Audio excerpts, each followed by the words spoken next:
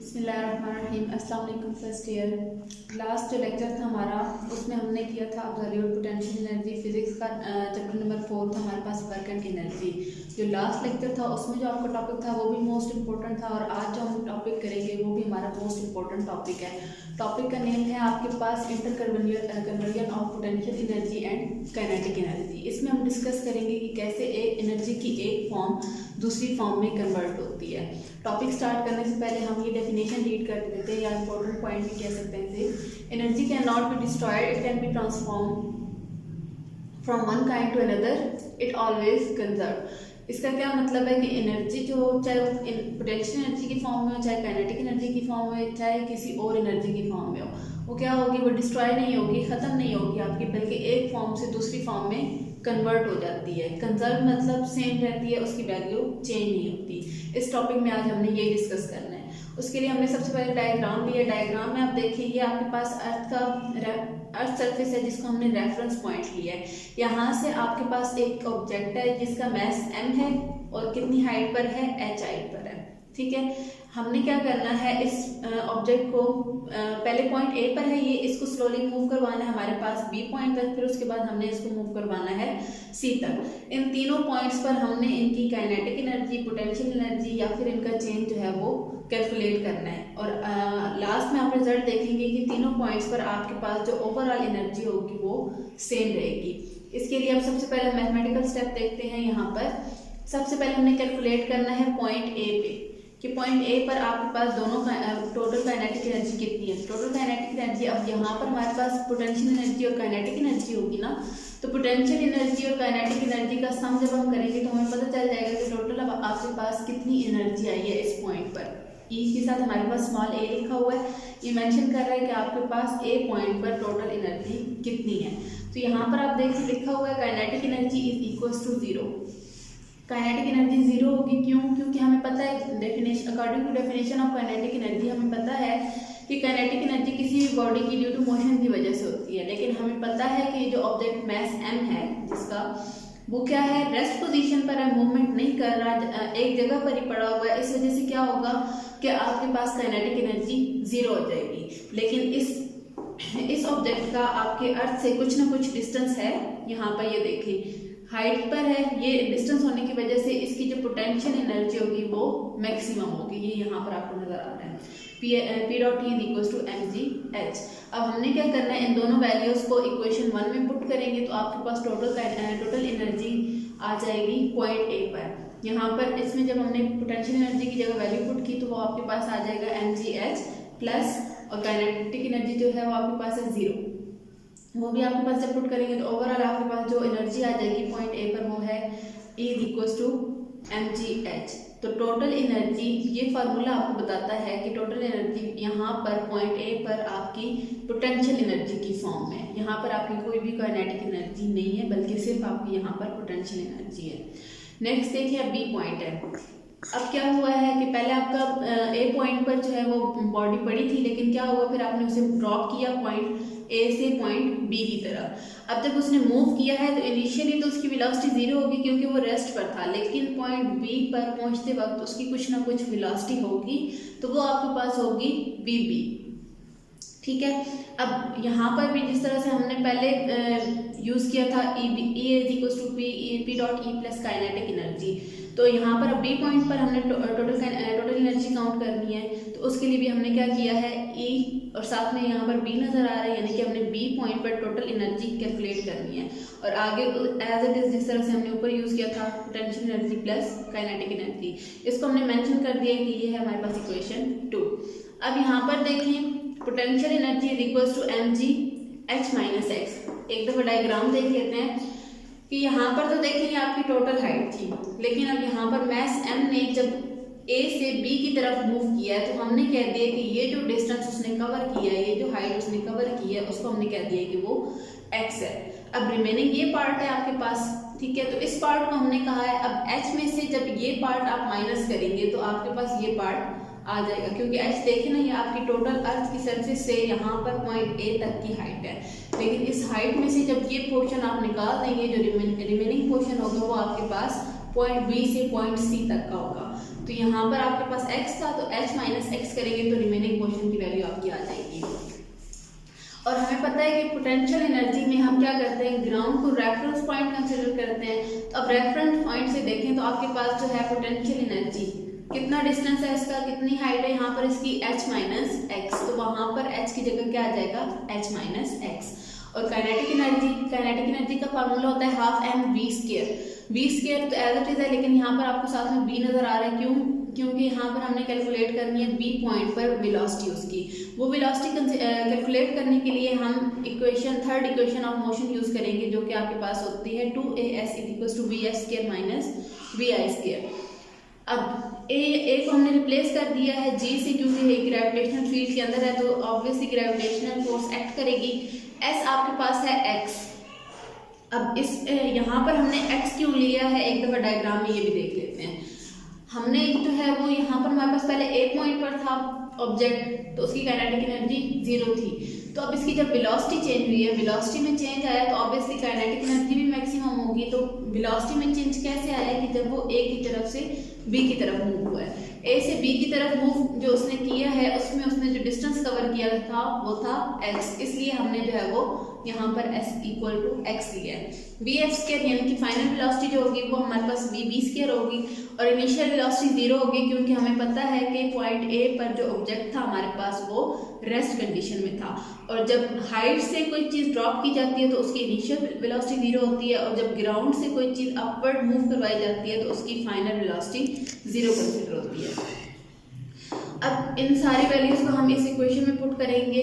2 as it is है, a की जगह यहाँ पर हमने g पुट कर दिया, s की जगह हमने यहाँ पर x पुट कर दिया, इक्वल्स टू vf की जगह हमने vb पुट कर दिया, उसका स्क्वायर फार्मूला के अकॉर्डिंग माइनस vi की जगह हमने उसकी वैल्यू पुट कर दी है 0। उसको पुट करने के बाद हमारे पास vb² की वैल्यू आ गई है 2gx। इसको अब हमने क्या करना है, vb² हमने किस लिए फाइंड किया है कि क्योंकि हमें काइनेटिक एनर्जी में इसकी वैल्यू ज़रूरत थी। इसको जब हम पुट करेंगे काइनेटिक एनर्जी के फार्मूला में हाफ m और vb² की जगह हमने उसकी वैल्यू पुट कर दी है 2gx। अब ये नॉमिनेटर और डिनोमिनेटर का जो 2 है वापस में कैंसिल आउट हो जाएगा और आपके पास बच जाएगा mgx। अब ये थी आपके पास काइनेटिक एनर्जी और ये रही आपके पास पोटेंशियल एनर्जी। इन दोनों को क्या करना है, आपने इस इक्वेशन में पुट करना है, जो कि आपके पास है Eb = पोटेंशियल एनर्जी की जगह आपने पुट किया है mgh minus x plus mgx। अब ये जो ब्रैकेट में है h माइनस एक्स, इसके साथ mg जो है वो आपके मल्टीप्लाई हो जाएगा mgh minus mgx plus mgx। ये दोनों वैल्यू सेम है, सिर्फ इनके साइन अपोजिट होने की वजह से ये दोनों कैंसिल आउट हो जाएंगे और लास्ट में आपके पास जो टोटल एनर्जी बी पॉइंट पर है वो आपके पास आ जाएगी mgh। अब यहाँ पर भी आप देखें ये फार्मूला आपको बता रहा है कि आपके पास टोटल एनर्जी पोटेंशियल एनर्जी की फॉर्म में है, लेकिन क्या हुआ है इस पॉइंट पर आकर आपकी काइनेटिक एनर्जी भी कुछ ना कुछ थी, लेकिन वो कहाँ से आई है, वो भी पोटेंशियल एनर्जी से ही कन्वर्ट होकर यहाँ पर आई, कहीं और से नहीं आई। उसके बाद लास्ट पॉइंट है हमारे पास पॉइंट सी, ठीक है। अब जैसे ही वो ग्राउंड को हिट करेगा उससे पहले हमने कैलकुलेट करना है कि उसकी जो पोटेंशियल एनर्जी और काइनेटिक एनर्जी है वो क्या होगी। अब सी पॉइंट पर है तो यहाँ पर हमने साथ में सी लिख लिया टोटल एनर्जी के लिए और potential energy plus kinetic energy. अब यहाँ पे देखिए पोटेंशियल एनर्जी जो है वो 0 है। वो 0 क्यों है, क्योंकि हम क्या करते हैं उसकी अर्थ को रेफरेंस पॉइंट कंसिडर करके उससे कुछ ना कुछ डिस्टेंस पर जब हमारे पास कोई ऑब्जेक्ट होता है तो तब उसकी पोटेंशियल एनर्जी मैक्सिमम होती है। लेकिन अगर वो अर्थ की सरफेस पर ही हो तो वो उसकी हाइट जो है वो 0 होगी, इसकी वजह से उसकी पोटेंशियल एनर्जी 0 हो जाएगी। काइनेटिक एनर्जी देखें तो वो है आपके पास हाफ एम vc²। अगेन हमने वही इक्वेशन यूज करनी है, इक्वेशन ऑफ मोशन, यानी कि 2as = vf² माइनस vi²। उसमें से हमने vc² की वैल्यू फाइंड करनी है। अब यहाँ पर देखें 2 a की जगह हमने g लिखा है और यहाँ पर s की जगह h लिखा है। क्यों, क्योंकि यहाँ पर देखें डायग्राम में आपका जो बॉडी है वो यहाँ पर a पर था, यहाँ से अब उसने ट्रेवल किया है पॉइंट c तक, तो वो जो डिस्टेंस उसने कवर किया है वो है आपके पास h, तो इसलिए यहाँ पर आपका h यूज होगा। अब ये जो वैल्यू है इसको हमने काइनेटिक एनर्जी के फार्मूला में पुट किया है तो आपके पास आएगा हाफ m vc² की जगह आपकी वैल्यू आ जाएगी 2gh। ये दोनों 2 आपके पास कैंसिल हो जाएंगे, कैंसिल होने के बाद क्या आ जाएगा mgh है यहाँ पर। तो इसको काइनेटिक एनर्जी और पोटेंशियल एनर्जी की वैल्यू पुट करेंगे जब टोटल एनर्जी के फार्मूला में, तो आपके पास एनर्जी किस फॉर्म में आ रही है, पोटेंशियल एनर्जी का फार्मूला बन रहा है। लेकिन यहाँ पर आपकी पोटेंशियल एनर्जी 0 थी और काइनेटिक एनर्जी आपकी मैक्सिमम है, ठीक है। अब ये तो आप ये तीनों केसेस आपको बता रहे हैं कि क्या है कि आपकी टोटल एनर्जी कंजर्व रही है, यानी कि सेम रही है, उसमें कोई चेंज नहीं आया। लेकिन क्या हुआ, पहले आपके पास पॉइंट ए पर पोटेंशियल एनर्जी मैक्सिमम थी और काइनेटिक एनर्जी 0 थी। जब बी पर आए हैं तो दोनों की कुछ ना कुछ वैल्यू थी, लेकिन सॉल्व करने के बाद दोनों की जो आंसर था वो हमारे पास यही आया है mgh। और सी पॉइंट पर हमें पता था कि पोटेंशियल एनर्जी 0 है क्योंकि हाइट जो है हमारे पास 0 है और काइनेटिक एनर्जी जो है वो मैक्सिमम है।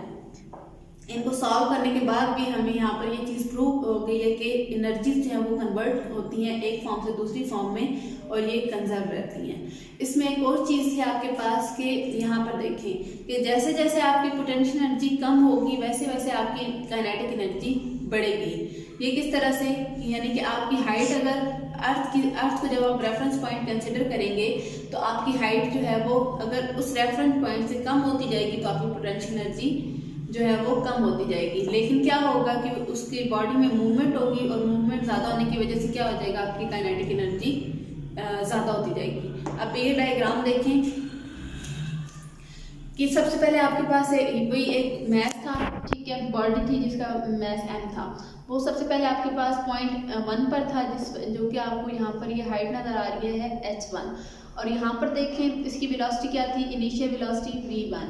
जब यहाँ से यहाँ पर मूव करेगा तो यहाँ पर उसकी हाइट क्या आ जाएगी h2 और वेलोसिटी क्या आ जाएगी v2। अब हमें पता है कि हाइट जैसे जैसे कम होगी तो पोटेंशियल एनर्जी कम होगी, तो maximum velocity maximum potential energy minus minimum potential energy. तो पॉइंट 1 पर हमारे पास मैक्सिमम पोटेंशियल एनर्जी थी और यहाँ पर पॉइंट 2 पर आकर उसकी जो पोटेंशियल एनर्जी थी वो कुछ ना कुछ कम हो गई थी, तो वो mgh1 माइनस mgh2। यहाँ पर अब दोनों में से mg हम कॉमन ले लेंगे तो आपके पास आ जाएगा h1 माइनस h2। अब यहाँ पर देखें काइनेटिक एनर्जी, अब यहाँ पर देखें कि जब यहाँ इस पॉइंट पर थे तो आपके पास काइनेटिक एनर्जी 0 थी क्योंकि वो रेस्ट पोजीशन पर थी, यानी कि यहाँ पर आपकी जो काइनेटिक एनर्जी की वैल्यू थी वो मिनिमम थी। लेकिन जब यहाँ से यहाँ पर मूव किया तो उसकी वेलोसिटी चेंज हुई है, वेलोसिटी बढ़ी है, तो क्या होगा, काइनेटिक एनर्जी भी बढ़ जाएगी। यहाँ पर बढ़ने की वजह से, यानी कि आप अकॉर्डिंग टू फार्मूला, यानी कि maximum kinetic energy minus minimum kinetic energy put करेंगे half mv2 square minus half mv1 square. इसको पुट करेंगे, ये कॉमन आएंगे, आपके पास आ जाएगा v2 square minus v1 square. अच्छा, अब ये रिलेशन तो आपका तब वैलिड है अगर आप जो फ्रिक्शनल फोर्स होगी उसको इग्नोर करें तो, लेकिन उस केस में क्या हो जब आपके पास फ्रिक्शनल फोर्स भी इंक्लूड की जाए। अब देखिए फ्रिक्शनल फोर्स कैसे एक्ट कर रही है कि अब यहाँ पर आपका ऑब्जेक्ट था, इस ऑब्जेक्ट को पहले ये रेस्ट पर था, अब जैसे ये नीचे आया है तो इसको एयर रेजिस्टेंस थी, यानी कि एयर इसको रोक रही थी नीचे की तरफ आने से, तो उसके लिए आपको कुछ ना कुछ वर्क डन करना पड़ रहा है जिससे आपके पास काइनेटिक एनर्जी भी बढ़ गई है और कुछ ना कुछ पोटेंशियल एनर्जी जो है किस फॉर्म में कन्वर्ट हो गई है, वर्क डन में। और वो वर्क डन जो है यानी कि फ्रिक्शनल फोर्स को कंट्रोल करने के लिए। अब उस केस में देखें, ये देखें potential energy is equals to kinetic energy plus work done. Work done का फार्मूला पता होता है FD, तो F हमारे पास क्या होता है, फोर्स यहाँ पर थी फ्रिक्शनल फोर्स, तो इसलिए स्मॉल f आ गया, और D हमारे पास यानी कि हाइट h से मूव करके आ रहा था ना, यानी कि पहले पॉइंट से फिर उसने दूसरी की तरफ मूव किया था, तो वो हमारे पास h आ जाएगा। इसको जब हम यहाँ पर पुट करेंगे तो ये आपके पास जो पोटेंशियल एनर्जी है उसकी कुछ फॉर्म कन्वर्ट होगी काइनेटिक एनर्जी में और कुछ उसकी वर्क डन में कन्वर्ट हो जाएगी, और वो वर्क डन किसके लिए था, वो जो आपके पास रेजिस्टेंस थी उसको कवर करने के लिए। ये था आपका आज का टॉपिक और ये आपका लास्ट टॉपिक था इस चैप्टर का। आपका चैप्टर नंबर 4 एंड हो गया। नेक्स्ट इंशाल्लाह हम चैप्टर नंबर 5 स्टार्ट करेंगे। अल्लाह।